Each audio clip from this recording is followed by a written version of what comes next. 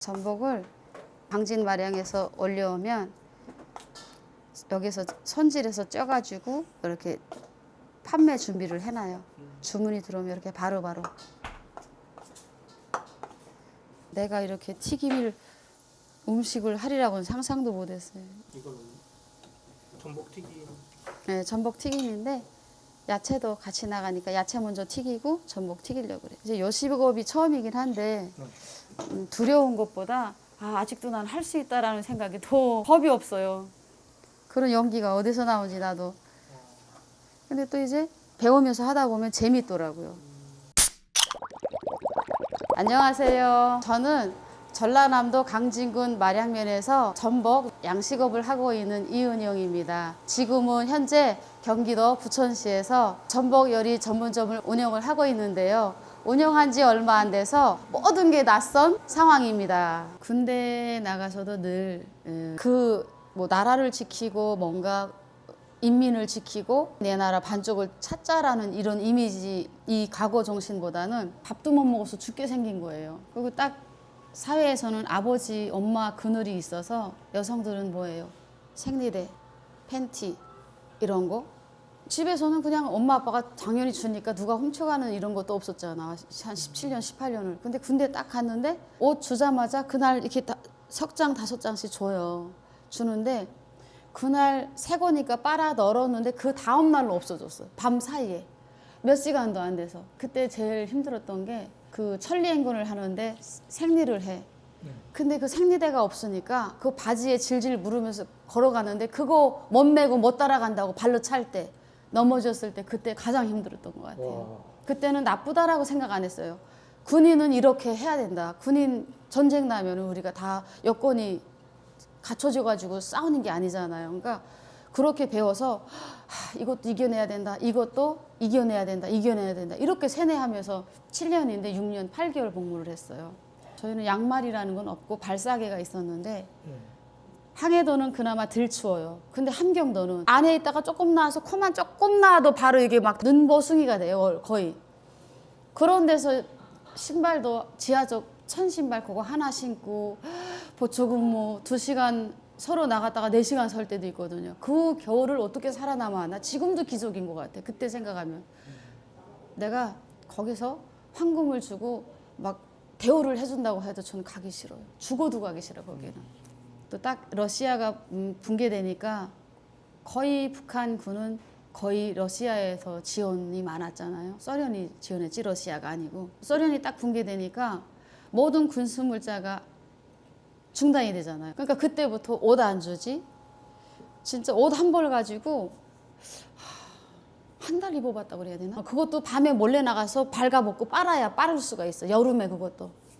그렇게 살았어요. 그리고 그 부대에서 도급제 주는 거 일하다가 딱 들어가잖아. 들어가면은 밤에 따뜻하게 지내야 되는데 봐봐요. 이런 집 아니지. 콘크리트 집에다가 그냥 통나무 위에다가 마다라스 깔고 그냥 자래. 나는 여기서 특수훈련을 받는다. 나라를 위해서 참는 거다. 이렇게. 그게 나쁜 줄 몰랐다니까. 학교의 추억이라던가 몸매 가끔 뭐 이런 나를 꾸밈 이런 거는 상상도 안 했어요. 그래서 제일 아쉬운 게 설레임이 없었던 거. 설레임은 그냥 그걸 뭘로 바꿨냐 북한에서는 충성심과 복종으로. 내가 하고 싶은 거를 감히 이야기하면 말 한마디 잘못하면은 온 집안이 그때 당시에 멸족되니까 3대 멸족되니까. 그래서 거기에 맞춰 살았고 숨죽이고 모든 조직이잖아요. 학교 가든 유치원을 가든 또 그 같은 제도의 그 사상을 저희한테 주입하잖아. 집에 가도 또 그 사상을 주입을 해요. 그 사상을 받은 엄마 아빠들이니까. 그러니까 그게 막 숨 막히는 것 같아서 이럴 바에는 목숨을 걸고라도 반쪽을 찾자가 나의 꿈이고 목표였는데 군대에 나와서 하루루 다 무너진 거예요. 나랑 신병훈련 같이 했던 그 아이들 부대 배치받아서 같이 있었는데 그 친구들이 나랑 같이 파라티푸스 걸려서 이렇게 병원에 누워있을 때 걔네가 식염수만 소금물만 있으면 사는 애들이야. 열만 떨어지면. 근데 그게 없어서 다 열병으로 죽었어요. 쉽게 죽을 수 있는 게 먹는 거 제대로 못 먹죠. 설사하지. 또 열나지 하니까 거의 죽어버리더라고요. 저는 어떻게 살아났냐면 북한에는 부모가 조금 힘이 있는 집안의 자식들은 이 군부대에서 필요로 한 걸 조달을 할 수 있잖아요. 저를 어느 순간부터 지켜주더라고요.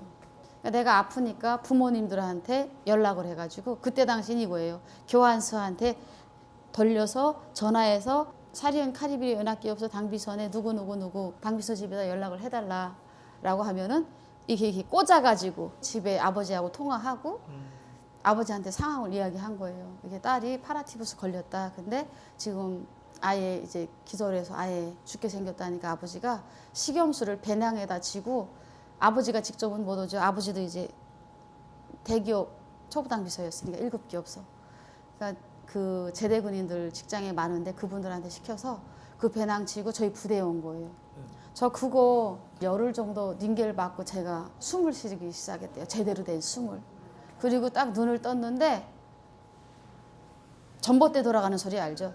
전봇대 옆에 서면 잉 소리 나잖아. 눈을 딱 떴는데 다 웃고 우는데 무슨 뭐라고 말하는데 안 들려. 잉 기계 돌아가는 소리밖에 안 들려요. 그래서 내가 눈을 떴으니까 살긴 살았구나. 쓰러졌을 때 그 기억하고 그 사이에는 내가 모르잖아요. 근데 그러고 몇 달 부모님이 보내주신 거 가지고 치유받다가 기가 어느 순간 이게 영양이 차오르니까 기가 열리기 시작하더라고. 그러면서 듣게 되더라고요. 그때 당시 아버지가 뭐라고 하냐면 생활제대 돼도 괜찮으니까 집에 가자 그러더라고요. 내 몰골을 보고. 거의 빼따기에 가죽만 씌웠으니까 뭘 쌀죽을 써줘도 계속 이렇게 내보내니까. 그러니까 그 생지역에서 아버지가 내 목숨을 살리고 나서 가자고 하시더라고요. 근데 나는 그때 뭐가 있었냐면 나는 장녀야. 첫 번째 아이.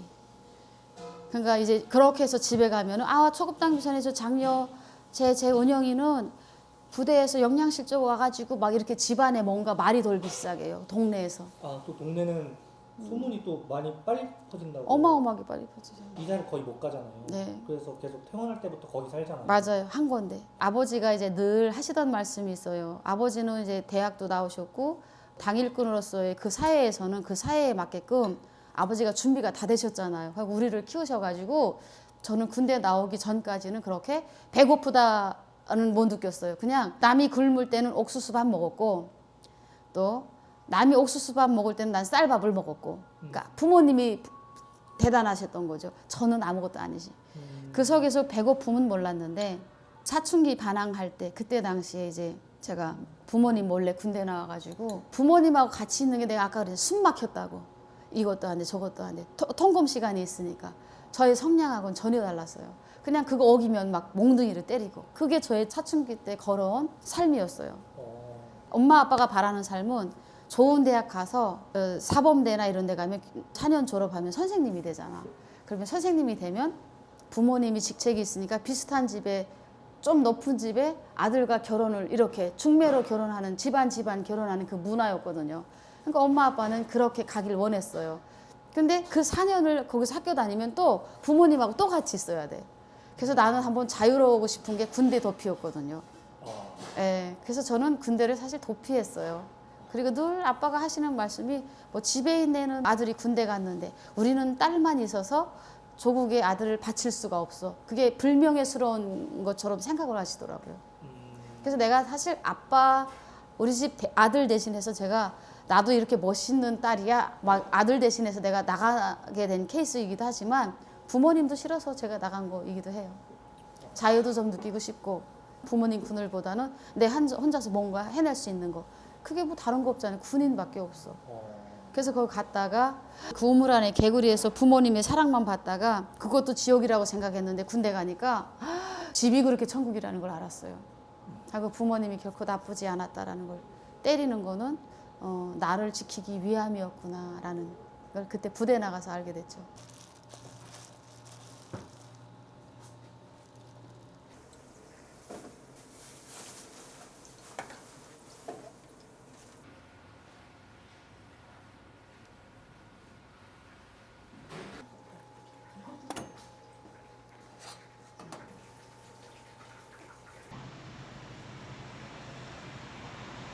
(17세) (18세) (19세) 아이들이 군대 나오잖아요. 우리는 식기에다 밥을 먹었는데 식기에 날아가는 밥이라고 들어봤나요? 하늘에 떠다니는 밥. 알랑미보다도 못해. 밥을 불리고 떠 불려서 찌고 떠 쪄서 걔네를 양을 많게 하기 위해서 삽으로 막 이렇게 해. 그리고 요 식기의 반을 채우기 위해서 그 밥을 이렇게 숟가락으로 하나하나 세서 이렇게 떠요.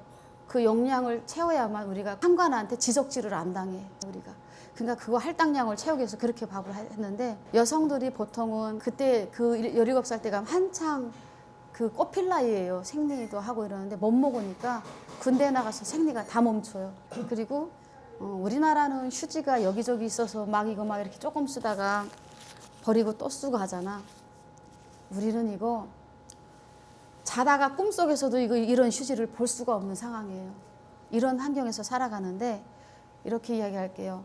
여성 부대에는 가족, 부모가 특별하게 큰 이 부대에 지원을 안 하면 성폭행범이 엄청 많아요.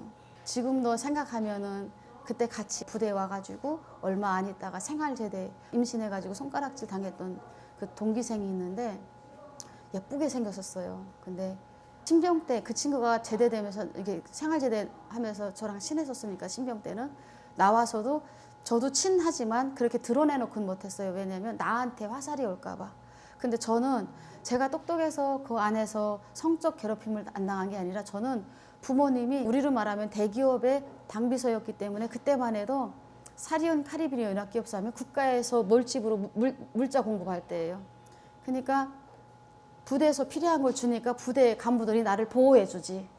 그래야 가져올 수 있으니까. 근데 그 친구는 농민의 딸이에요. 제대될 때 나한테 이야기를 들려주더라고요. 은영아, 응 하니까 보초근무 서는데 나왔어요. 안 자고 제가 자야 되는데 나왔어. 은영아, 나 일주일 있으면 생활제대 된다 그러더라고요. 근데 그거 알아? 너도 나 환학년이라고 손가락질하고 비웃지 그러더라고요. 그래서 아니야. 무슨 말을 그렇게 해? 이렇게 했어요. 그랬더니 아니, 너 나 가끔 피하잖아 그러더라고요. 느꼈나 봐요. 그래서 그냥 뭐 비난까지는 아니고 그냥 왜 그랬을까라는 마음을 해보지. 근데 그때는 우리가 금방 군대 나와서인데 식기 날아가는 밥이라도 새끼 먹을 때였거든요. 근데 그 아이가 이렇게 땅에 엎드면서 울더라고요. 펑펑. 은영아, 나 신병 때 군관한테 강제로 그렇게 됐다 이야기하는 거예요. 그리고 딱 부대 배치 받았을 때 그 이야기 하는 거예요. 너는 아버지가 연락 오지. 근데 나는 우리 엄마 아빠도 굶어 죽게 생긴 집안의 자녀야, 둘째야. 나는 이쁘게 생겼다는 이유로 직업군인, 상등병들, 이렇게 특무상사한테까지 하사관이 있거든요. 하사관. 나이 든 사람들한테까지 그렇게 당했다는 거예요. 그래서 아이도 누구 아이인지 모른다는 거예요. 근데 그 이야기를 듣는 순간, 근데 왜 그때 말 안 했어? 그러니까 그거 말하면은 자기가 더 불명예스럽게 죽을지도 모른다는 거예요.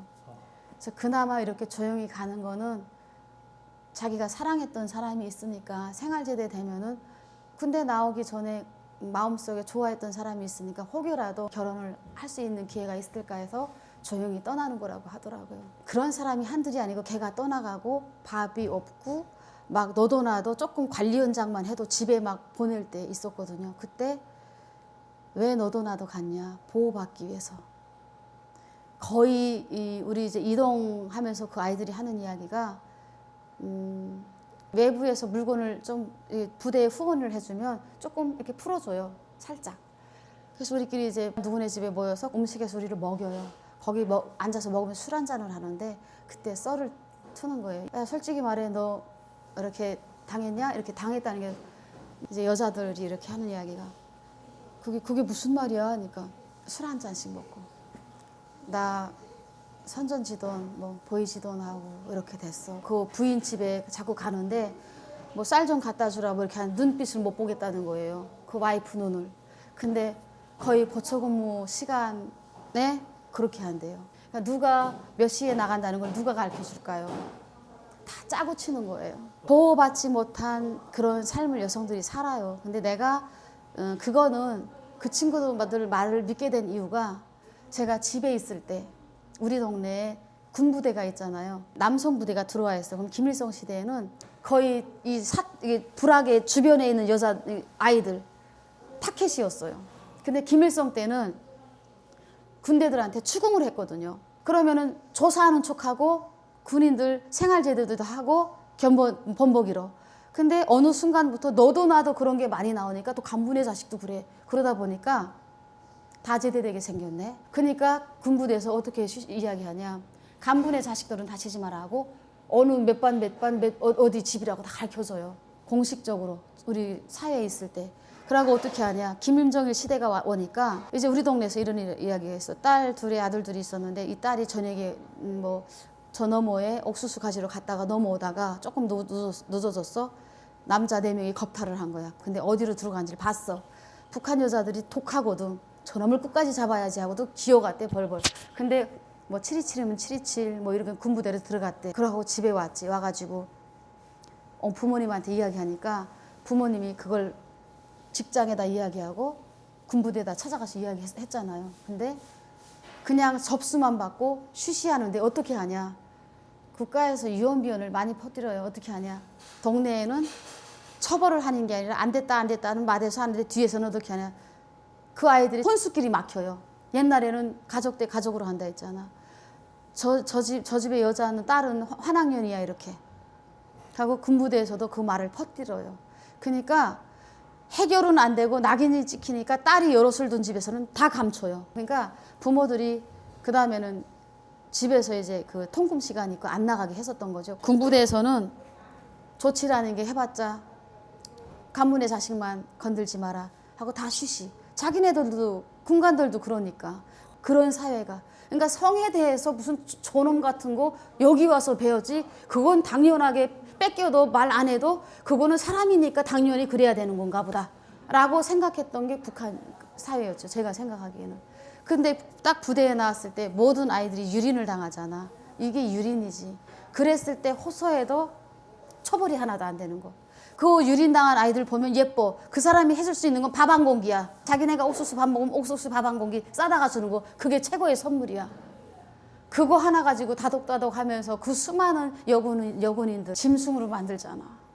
근데 여기 와서 내가 이렇게 열심히 살아가는 게 욕심이라고요? 이건 욕심이 아니에요. 그때 당시에 꿈을 꾸어도 꿈 이야기를 해도 잘못 이야기하면 정치범 수용소에 가야 됐던 것처럼 그 꿈속의 꿈도 함부로 이야기할 수 없는 세상. 그리고 여성으로서의 성, 유린, 당연하다고 생각했던 세상. 나만 아니면 돼. 그게 북한이에요.